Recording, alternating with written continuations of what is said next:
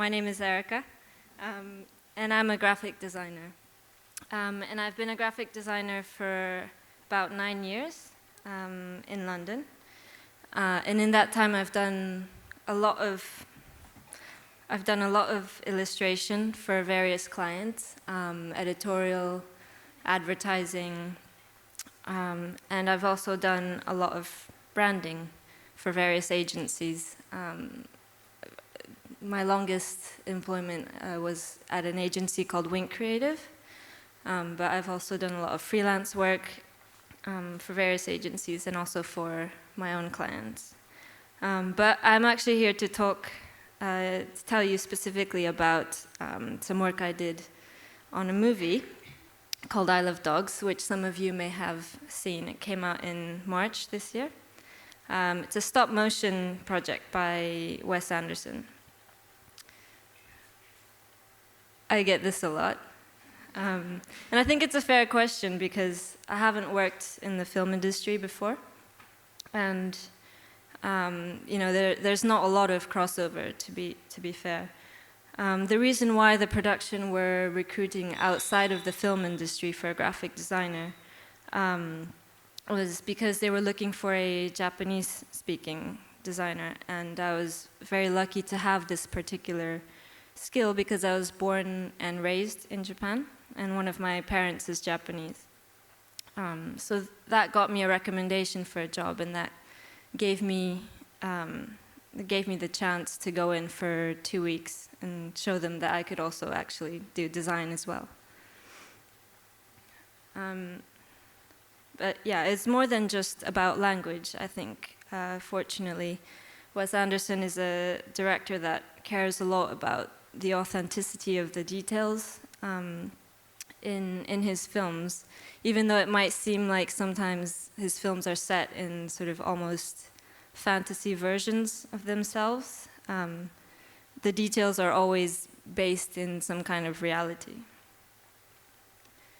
And I've come to know him as someone who's very interested not in just the language and typography of Japan, but also the customs and traditions, and very keen to celebrate it. These are sketches for the opening titles of the movie. So I'd like to tell you a little bit about the role of the graphics department, what we actually did day to day. Well, we got to work here, which actually looks like some kind of magical land, but it's actually in Bromley Bibo, which is around the corner of the area known as Isle of Dogs in London, near Canary Wharf.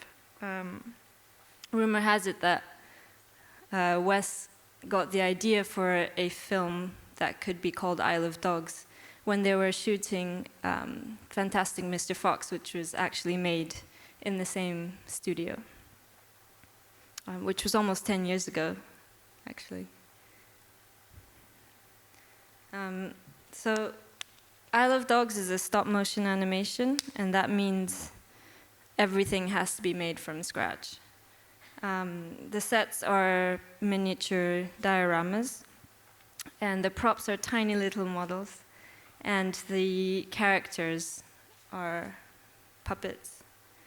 And our job as graphic artists is to design all the little details that make this miniature world feel more real. And a lot of that is typography. And also there's a lot of illustration and some patterns, murals and so on. Some of our graphics are really, really small. I mean, it looks gigantic looking at it on this screen, but the black sticker on the bottom is probably actually the smallest graphic that we've had to design, and it's about 1 millimeter by 5 millimeters. And we had to print it over and over until it was not just a mush on the side of the phone. Some graphics are obviously very key to the story, and they get front and center placement. But there are others, like like the detergent bottles in the back that also, are designed with the same amount of care and the same kind of process that we put into the key graphics. And they're just as important because, for example, these detergent bottles in the back, they're pink and they're blue, and they set a really sweet tone for a scene, which is the first moment of bonding between a boy and his dog on this island, which is otherwise very industrial and barren.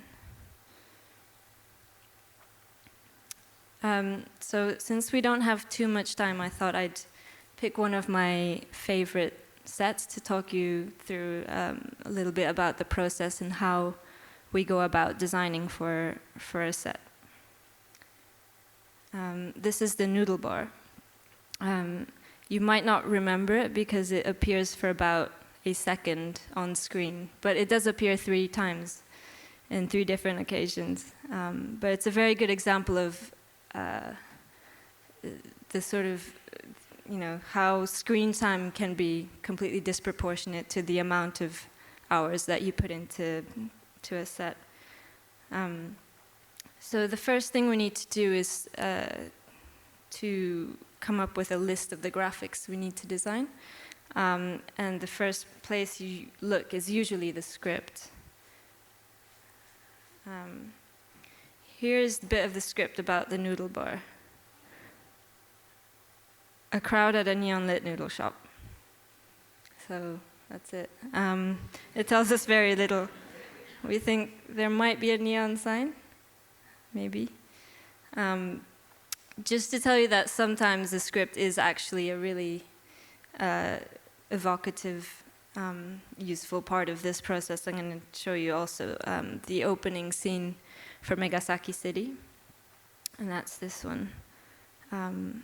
In the foreground, the old district of wooden shrines, red light streets, and jingling bicycles, which gives us a little bit more of an atmosphere, and I think we can carry this through into the Noodle Bar because that's where the Noodle Bar is. And so a script can be visually quite rich. It depends. The next place we look is a concept drawing.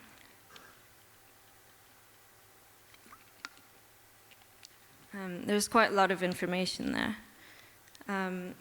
This was done by a concept artist and is someone who is working very closely with the director, and they've done a lot of back and forth. So we know that this is a pretty close depiction of what Wes had in his mind, which is really useful for us because sometimes it's really hard to tell what he's thinking. So this is like a printout of what he has in mind.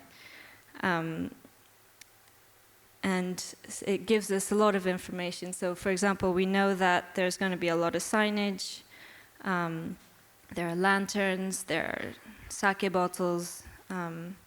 There's a TV with some graphics on it. So we know that we're going to be working with the 2D animation department who do all this stuff in the TVs.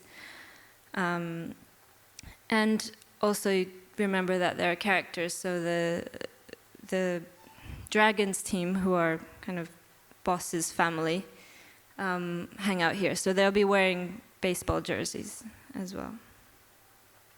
The next step is to collect some references. And here are some of the references for this set. The one on the bottom left is a scene from an Ozu movie. And a lot of our references come from these old movies from the 60s. I think this era of cinema is kind of what inspired Wes to make this film in the first place. So we have a lot of details coming from cinema, like from Ozu and Kurosawa. But anyway, I think the bottom left image could work quite well for the main sign in our Noodle Bar. So we're going to steal it, but we are obviously going to create our own version of it. So that's also relevant to the film. So this is the name I pitched for the Noodle Bar, Ryudaiken, which means Dragon's Welcome House, because this is where the Megasaki Dragons baseball team hang out. And so we send this, we make it in color and we send it on along with the references. And it goes through a revision process where, you know, he says, well, let's try that little bit of copy at the bottom instead of the top, and so on. And then when he's happy with it, we scale it down to the actual size and send it off to the paint and model departments, who actually make it into a real tiny backlit sign with practical lights. And then we carry on. And this naming process, by the way, is an exception to the list because everything that we name has to go through clearance. So most of the brand names in the movie are just generic things like bookstore and mahjong parlor and tobacco and so on. These are the signs for the back alley of the Noodle Bar set. This is another example of our original graphic compared to the reference. There's always a reference for everything. And these are the little tiny lanterns where the graphics have been applied. So there's all our signage in action, and the lanterns, everything lit up. And then the next thing we're going to look at, I think, are those sake bottles. And they're going to be quite easy because we've already designed them. For an earlier set,